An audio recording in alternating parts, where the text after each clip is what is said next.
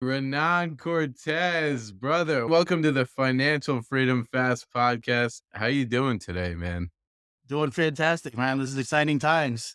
I'll say from what I've heard, what we were just talking about a few minutes ago, man. What's so exciting in your life? I figured something out. A strong vehicle, 10x, 20x finances, right? And it all started within the last year. So I figured out how to buy businesses, how to source them, how to negotiate a good deal. And I just had this idea that if I had more capital, I could scale up that much faster and everybody wins. It's a really good investment vehicle. There's good returns on the investment. It's going to allow me to use that money for the goals that I have in mind because I don't really have a number that I'm trying to reach. There's things that I'm trying to do, things I'm trying to accomplish. And this is going to help accomplish those things. I know it's And pretty ambiguous, but I can get into details as we go. And we are gonna, don't worry about that. Before we go into what you're expecting to have and what you're expecting to grow here, why don't we just talk about who you are and who you have been and how this has led up to what's going on in your life now with all business acquisition, private equity type of So, work going on. born and raised in New York, born in the Bronx, raised in Queens. I didn't think I'd be six figure anything, to be honest. I was just out there in New York, just in the 90s and 80s. I'm 47, so I was born in 76. Didn't really have mentorship, development, single mom. She was a nurse, so I was a latchkey kid. And I joined the army at the age of 20. So I tried to do the college thing. I didn't have the discipline. I didn't have the what's in it for me. Why should I? It was just the thing that people did. So I joined the army. I was a combat medic in an infantry unit and just out there living on the sun, rain, sleeping in the stars. It was good, infantry stuff. But then that's where I met some really good mentors that instilled the belief that I could do anything I want, to be honest. And I called them out on it. I was like, "So I could be anything I want." They're like, yeah. I was like, "So I could be a doctor. I'm over here. I'm a infantry medic. I could be a doctor. No college education." He goes, "Well, you're going to have to do the steps. You're going to have to do the work, the heavy lifting. But as long as you believe you could do it, you can." And I put that theory to the test. And so I enrolled in school, found out I was really good in school and started getting degrees. And every action from that point forward. So I was in the army for 12 years. During my time there, I got to Walter Reed in Washington, D.C., because that's where the medical school for the military is over at Bethesda. And University of Maryland, I got my undergrad pre-med degree. And I was like, I really can't do anything. It was just because of the good mentorship that I had. At that point, I had another mentor guide me a different direction. I'm like 31, 32 years old at the time.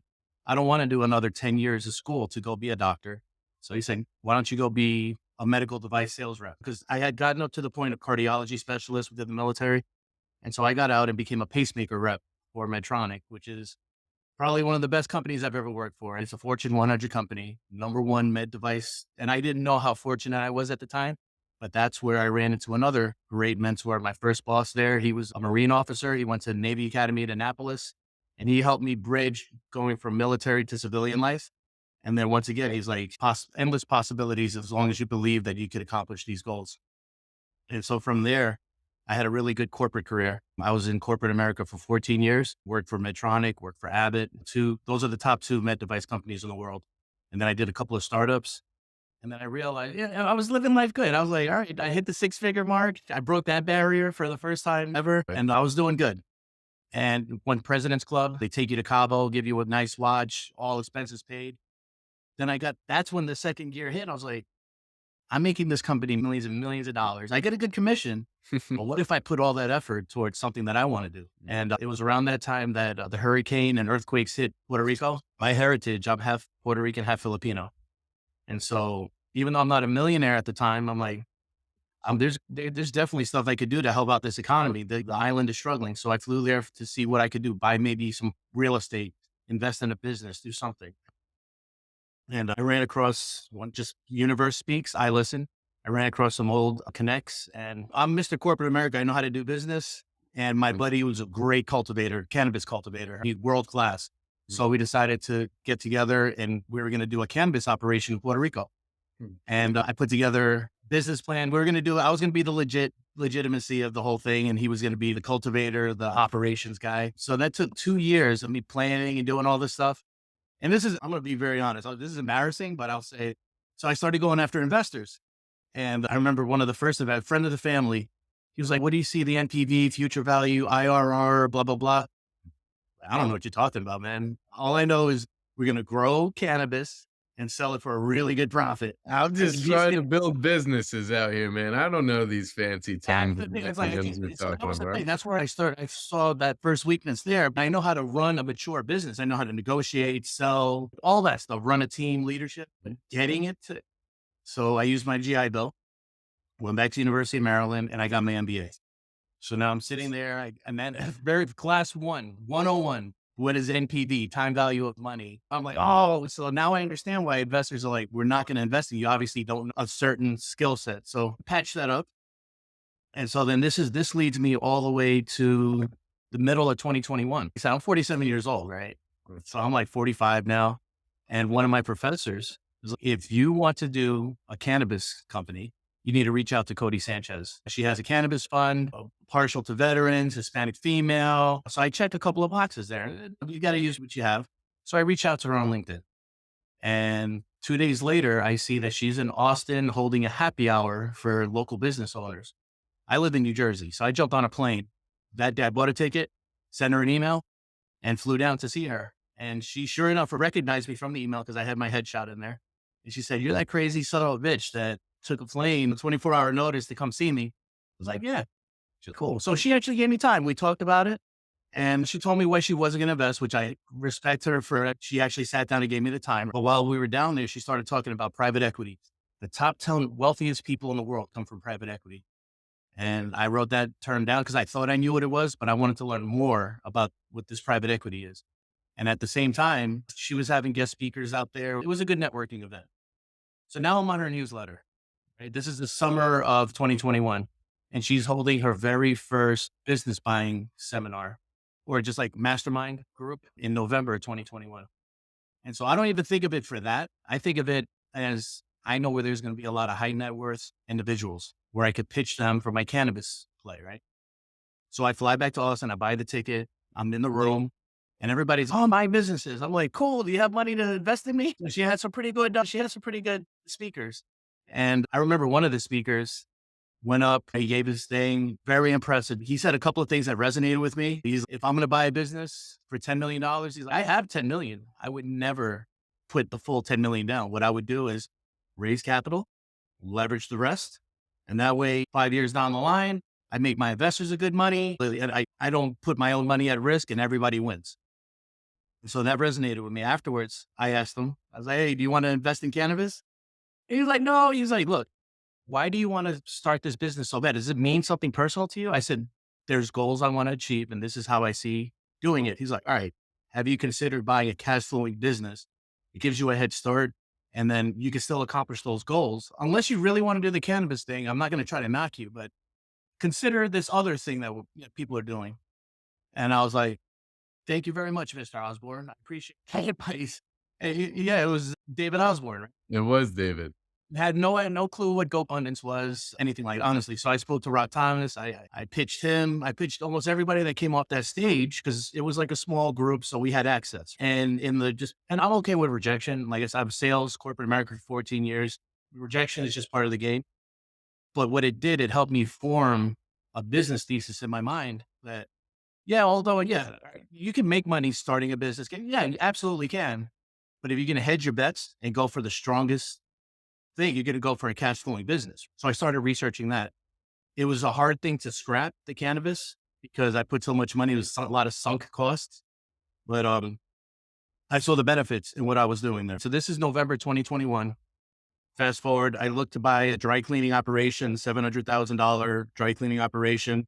And the goal behind that was 10% down, leverage the rest through SBA loan. And this thing cash flows like $300,000 net. So that was a good starting point. I hired a deal sourcing agent to find deals that are off the market, right? Those are, you get better terms. And summer of last year, he found one. It's a big restoration company.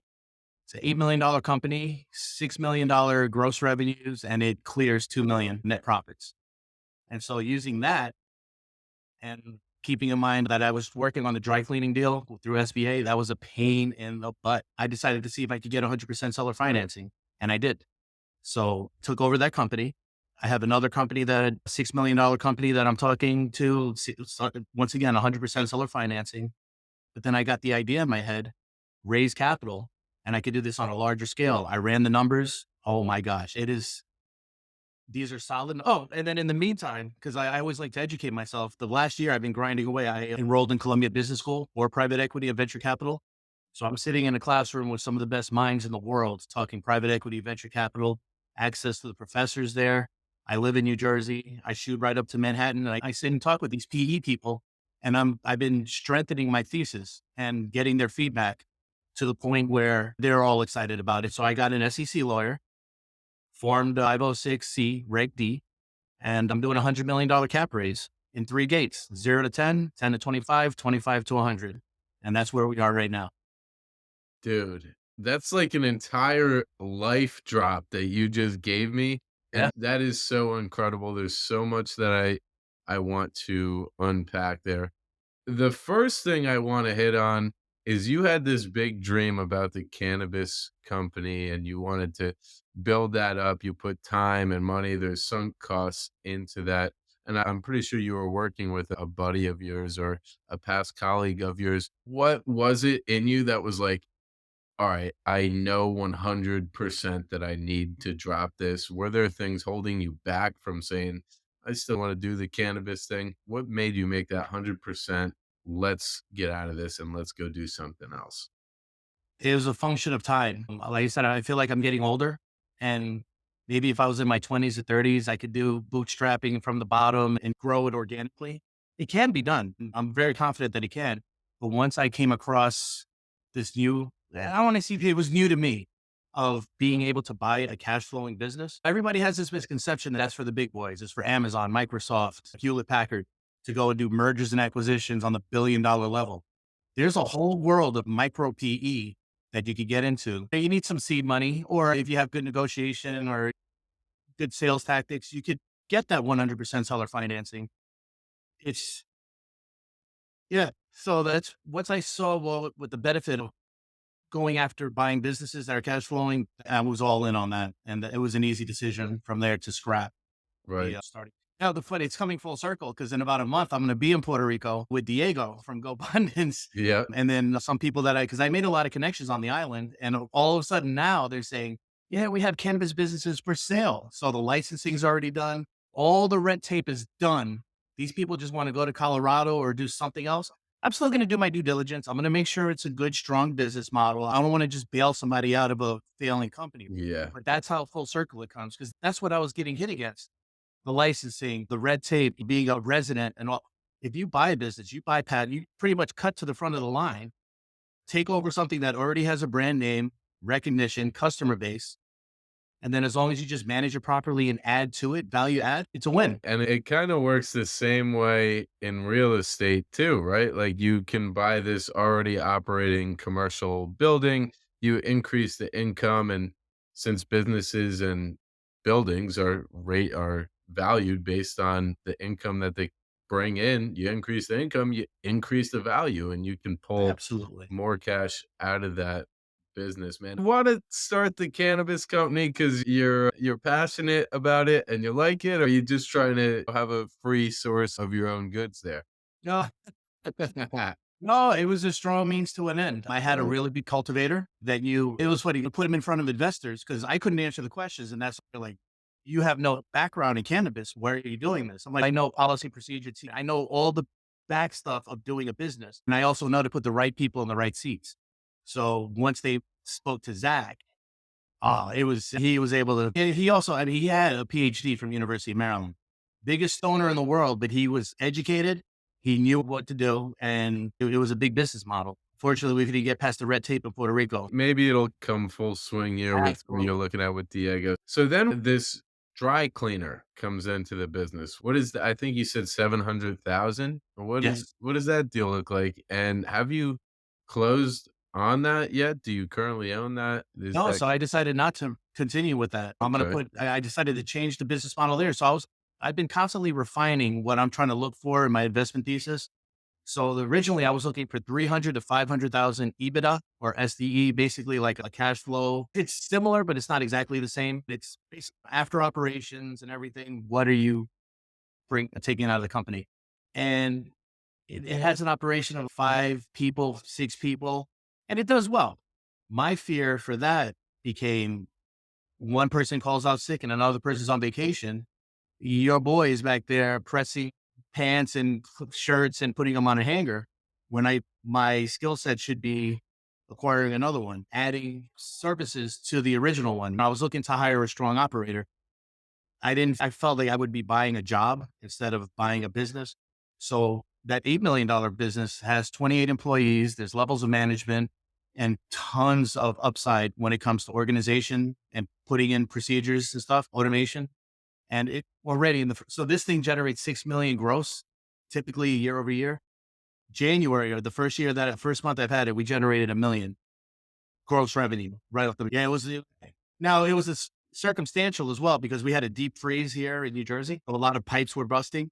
And dude, let me tell you, I don't care if gas is $30 a gallon. If your basement is flooded, you're going to call. You're going to call for Right. help, and insurance is going to pay for it. And so I'm looking into service-based businesses. I'm adding electrical, HVAC, plumbing, roofing, Mhm. solar, all the stuff that makes this country run. And the unfortunate thing now is we have a lot of these businesses for sale because it's the boomer generation and their kids want to be TikTok stars. They want to be NFT, chat GPT, which is all good. I'm not shitting on it. No, but the thing is nobody wants to take over the family business. And these family businesses are lucrative. They're making Yeah. millions. Yeah. Yep. You said the sad part of it is, but maybe it's not so sad. You're going to solve a solution for them. You're going to Well, be it's able to part of the buy mission. them. Right. Yeah, that's absolutely part of the mission. But the thing is, I can't buy them all. There's Right. people so let's say you have a company with 50 employees and the owner can't find a buyer or they Mm. just don't know they could sell. So with they going out of business, liquidation sale, and now you have 50 people that are out of jobs. And like this one right here, I bought it. They retained their job. I actually increased the benefits. I put a 401k in there because I want it to be where people are proud to work for the company and that it's word of mouth. Right. Oh, I work for this company and it's good benefits and we get a good fair market value. And plus that's part of the mission as well. Yeah, So this restorations company that was so you went cannabis, no, dry cleaner, almost, then no. correct. Restorations, you bought it, and this thing first business you ever bought, First one.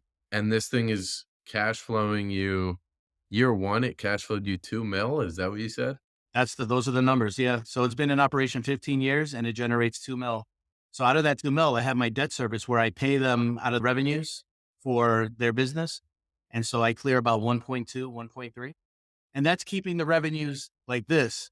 So I plan to add like veteran status because there's set aside money for government bids. I'm gearing it toward, there's a lot of things. So that's where corporate America comes to play with me. I know how to go after referrals. I know how to negotiate business deals. I know how to make those agreements that just make sense. It's not only about me, but it's how can I help you and in turn have a synergy, right? And see, and so this is right off the bat. One of the first things I asked the previous owners, where does the majority of the business come from? They said plumbers are our lifeline. Okay. They paid referral fees, $300 to, if we get a job, plumber calls us, they're there, flooded basement, they call us, we give them $300 spiff, right? And my first question was like, have you ever considered just buying a plumbing company? That way you pretty much own the referrals. No, those are the little things that just make 100% sense to me that they don't even think of it. They're like, no, why would we do that? I'm like, what do you mean? Why would we do that? Because then now you have not only are you cash flowing from a plumbing service that you can do everything else, but now if you run across a flooded basement, a busted toilet or whatever, we're going to do the mitigation. It Right. just makes sense. So And yeah, so I'm talking it back. Yeah, you're feeding into your own business with other businesses, that's right. and You that ensure that the referrals go to your business. And the thing is, I don't want to name everything the same name. It's still going to have its own identity, right? Toyota, Lexus, right? Acura, Honda, but it's just going to work on the back end. And so because of economies of scale, shared resources like accounting and HR, the more employees you have, the better deals you could get for benefit. You actually create more profit by doing that because now you don't have to spend on each individual entity. You shared resources. Yeah, you save yourself some more money by feeding into each business with the other businesses that you're buying. You're vertically integrating. That's I exactly I right. love it. Vertical and horizontal. Vertical and horizontal. That's right. And so you said in the beginning, you have a clear vision for the future. You've never had this super, super clear vision. You feel great. You know what's coming. What do you see as your vision? So over the next 5 to 7 years, I see building a portfolio of companies. I know how to negotiate them. I know how to deal source them. I know how to put operators in place. All that is there. 5 to 7 years, if we deploy all the money and we're doing what we're supposed to, I see a $1 to $1.5 billion exit, whether it's selling to a big private equity firm, whether it's going IPO or doing another type of fund like a Reg A. But either way, there's going to be a big exit 5 to 7 years from now. And in the interim, we're collecting strong cash flows from all the companies, paying our investors good returns, and they get good carry from this exit in 5 to 7 years. Like I said, I'm on the road right now to do capital raises. I had the opportunity to meet Richard Wilson at Renault Winery back in December. So through that, I got connected into familyoffices.com, and that's going to be part of the network that I do cap raise. Abundance found me in the last couple of months because I'm part of the Cody Sanchez mastermind for buying businesses, and there's a lot of GoBundance gentlemen there. I didn't know that they were, but we would have meetings because I put calendars open. So anybody that wants to find out what I'm doing, people are saying, oh, Renan did this deal, 100% seller financing. So people want to know, obviously. So I've been doing a lot of Zoom meetings and I've been talking to a lot of GoBundance guys. And they said, you need to join this group. And I did back in November 30th, just a couple of months ago, Hmm. which led me to Renault, where I met Richard Wilson, which led me to Tahoe, where I met you. And it's been a crazy life, but it's all good. I'm telling you, universe speaks. I'm listening. Dude, I Just love go that. with I it. actually wrote that down. The universe speaks and I listen. That's it. What does that mean to you? You can see things that pop up in your everyday life and you don't even think about them. But when you have having this vision enable you to see these things that the universe is bringing to you a lot more clearly. It's just taking action on the stuff that presents itself. That's the big thing. Cause I see it all. It's frustrating because a lot of my friends, I try to tell them, oh, dude, this is what I'm doing. Cause they want to know what I'm doing. So I kind of try to give them a path. Opportunity presents itself and they dismiss it. They're like, no, because they'd rather watch TV that night or they'd rather do something else that's not progressing what they say they want to do. So their behaviors are not congruent with what they're saying. And that's what I see a lot. For me, abundance calls me and they say, you should join. You know what? Maybe I should. I look it up. It looks like a group that I need to be part of. It's in line with the behaviors and vision of what I want to be. So I just go with it. I just do it. I'm not just throwing stuff at a wall, seeing what sticks. It's things with a reason. It's a reason that I'm doing it, but the universe speaks and a lot of people just don't listen, man. It is funny. So I grew up Roman Catholic, going to church every Sunday. And I remember a priest told the story that resonated with me.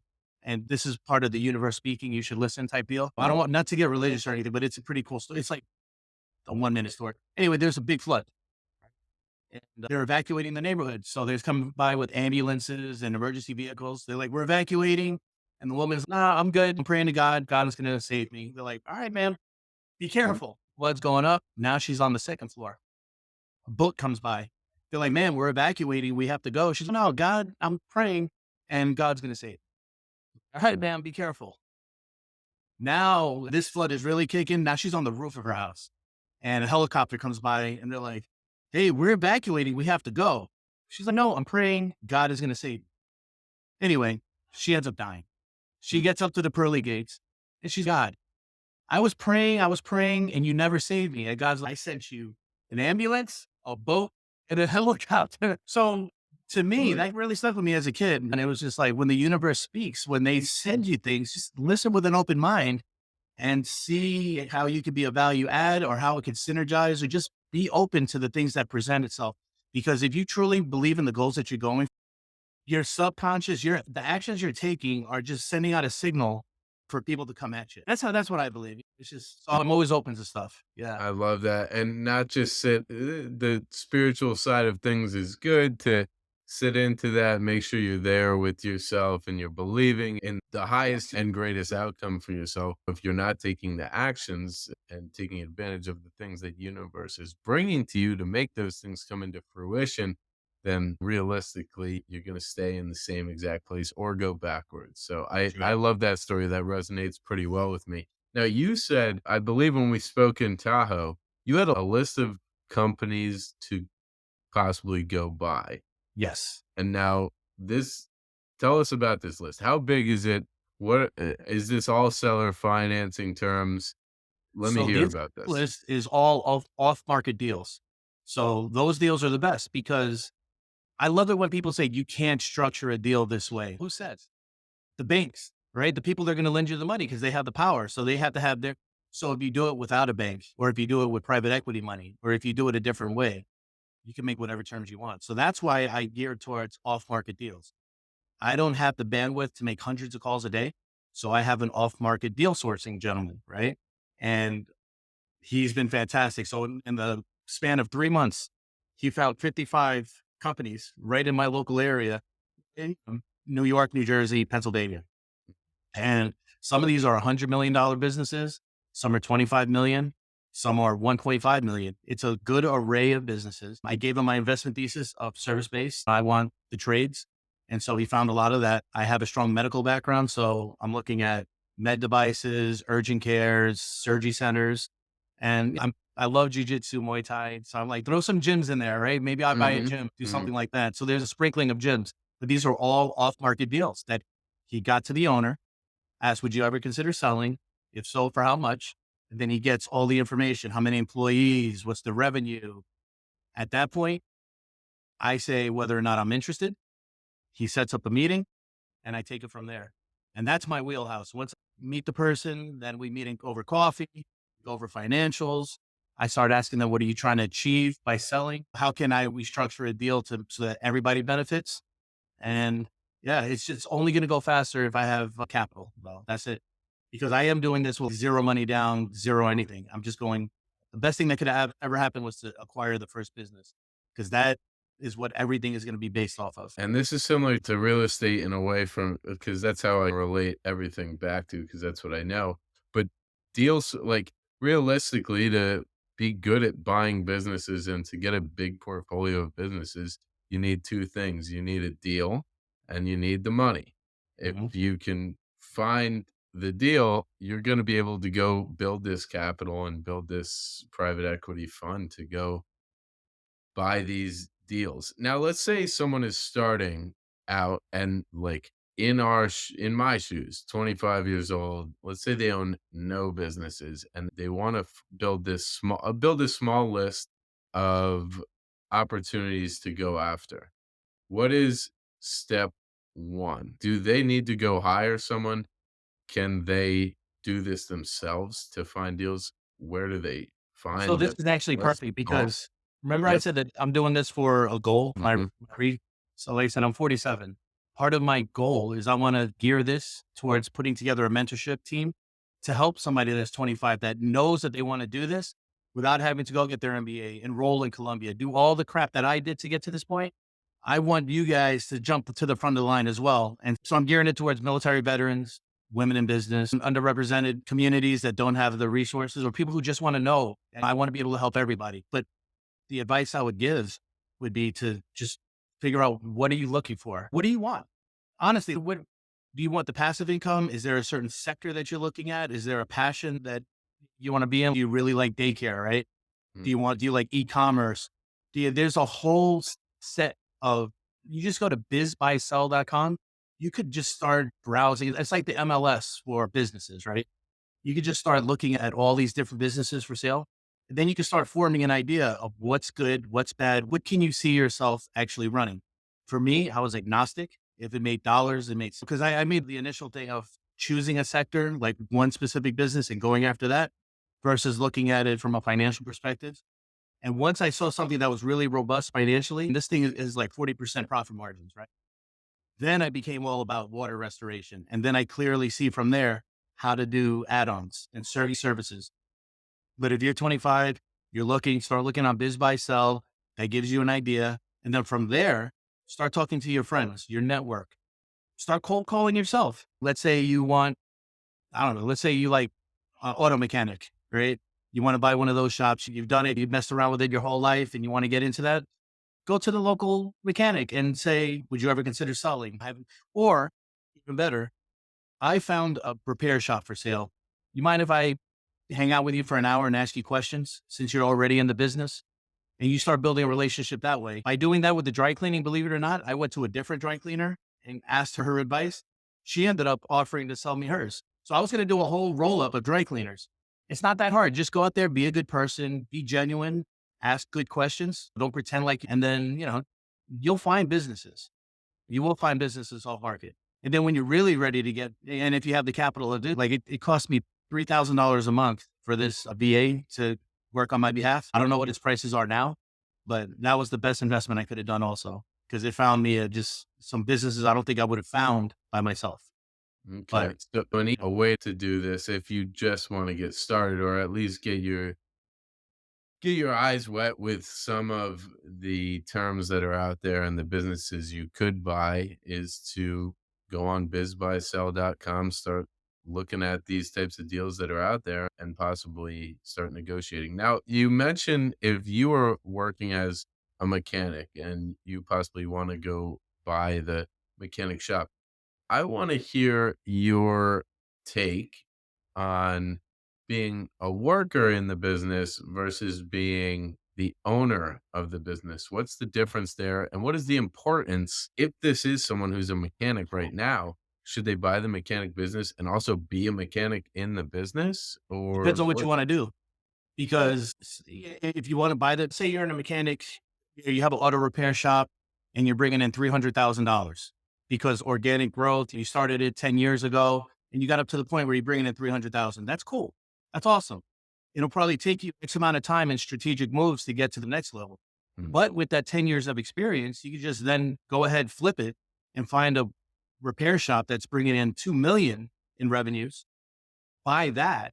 You know what you're doing. It's just they're doing it on a larger scale. And that's how you 10X like that. It's a fast way to do it. You still have to do it properly. You can't just go there and take the job. But if you have that kind of experience, so now, like I said, it depends on what you want. So if you're the mechanic that wants to work within the shop, now you have a bigger shop that you get to work with, better tools. It's more fun, right? If you truly just want to be the owner, hire an operator, and you have a bigger vision, like you're more of the visionary, like the Geno Wickman traction, you're the vision.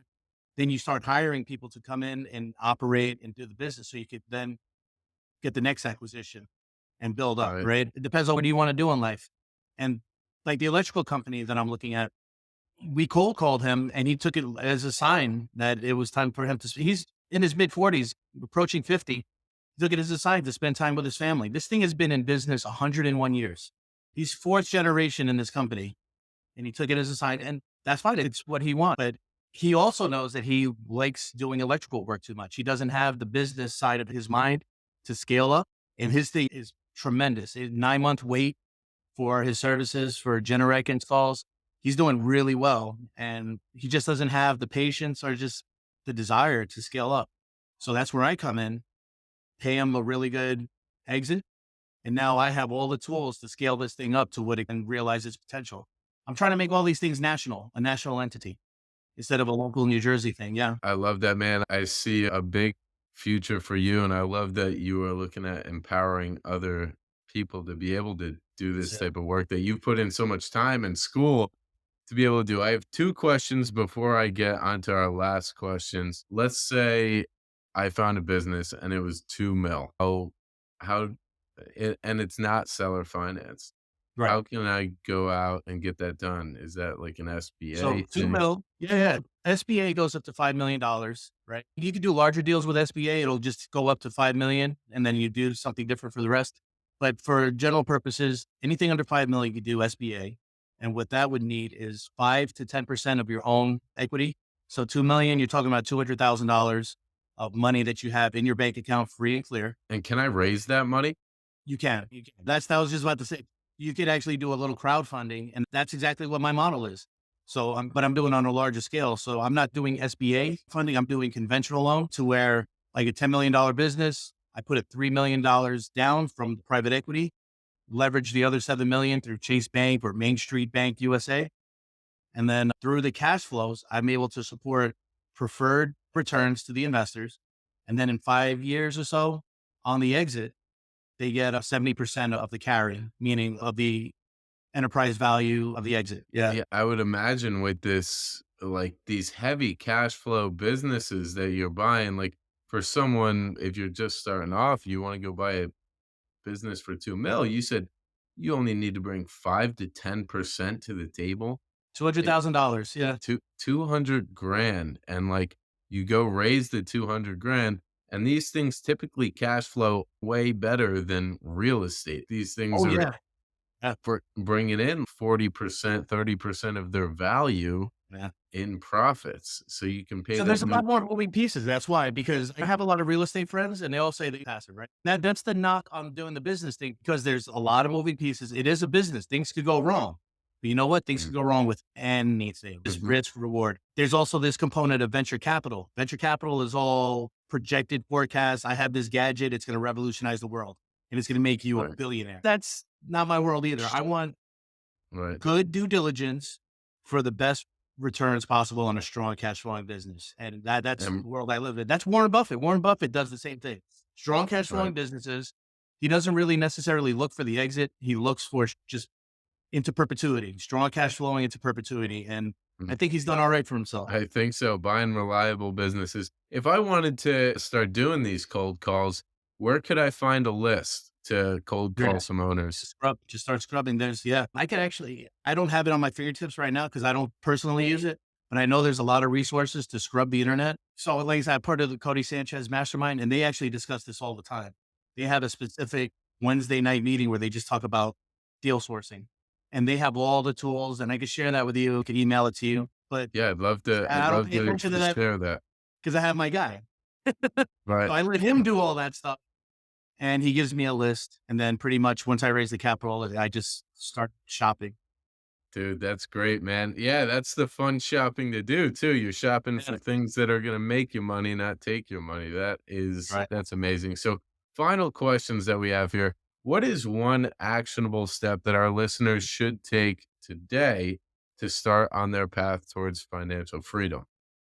If they want to buy the business, start putting together your own this investment thesis.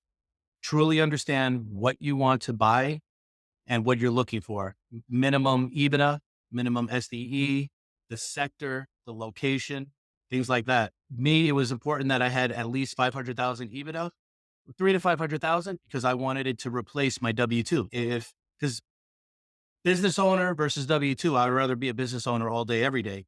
But I don't want to buy a business that's bringing in 70 grand and now my W-2 is at stake. And now I get fired from my job where I'm making like 350. So find something that replaces or doubles your W-2 income, build an investment thesis around that and start making calls. Find masterminds. There's free masterminds on Facebook. Buy Then Build is one by Walker Dybel. Look, I'm biased on this, but it was powerful for me. The Cody Sanchez on unconventional acquisitions mastermind. I know GoBundance has micro tribes on buying businesses. Just put yourself around like-minded people because you're going to find a lot of people tell you you can't do this. And no, surround yourself around the people that tell you you can and that could help you. That's the Dude, thing. that's Yeah. it, man. Like even talking with you, I've thought about buying businesses myself, and just this conversation is inspiring to me. Like, man, you can go find something that cash flows pretty heavy and be good Yeah. with one business and get it done on favorable That's the thing. It could terms. be one and done. You get yourself up. Right. To be honest, if nothing else happens, if I don't take down another company, I have this business that's cash flowing 2 mil minus debt service. You're talking about 1.3 mil. I'm paying an operator $300,000. So that nets a mil. I'm putting money back into the company, into corporate responsibility that I'm doing. And if I raise those revenues, it's all upside for me. This could be a $10 million business in the next couple of years. So You're nothing, killing it. yeah. I don't doubt that it will be. And if you guys are struggling with any of the terms or anything that Renan has brought up, there is a book you mentioned.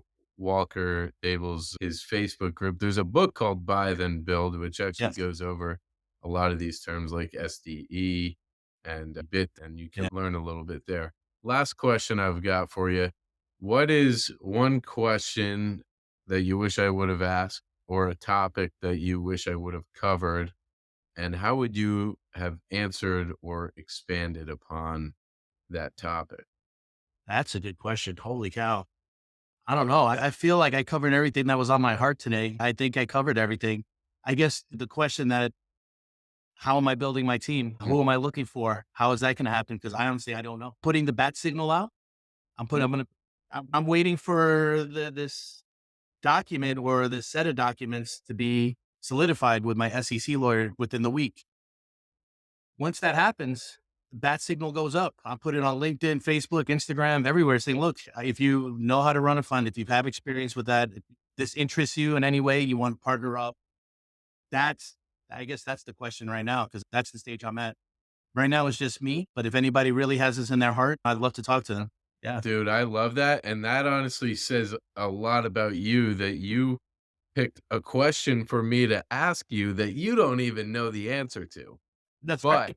for everybody listening to this podcast, here's someone who is looking to build a $100 million fund and is looking for hungry people who want to help him get there. Reach out. If that's something that you think you could do, or you know you could do, or you want to help out with, reach out to me. I can put you in touch with Renan, Absolutely. and man, that's amazing. Hey, where can my listeners and watchers find you online? So it's going to be svgnj.com, Syndicate Venture Group, New Jersey.com. I have a website up right now. I did that myself one night on Wix. So I have an official social media manager putting one together for me. That should be live within the week as well. Everything is going to happen all at the same time. The offering, the website. She's going to have all my social media set up. I'm not a social media person myself, more of the quiet type, but I have all those social media out whatever outposts set up. Right. But yeah, Syndicate Venture Group is the private equity firm.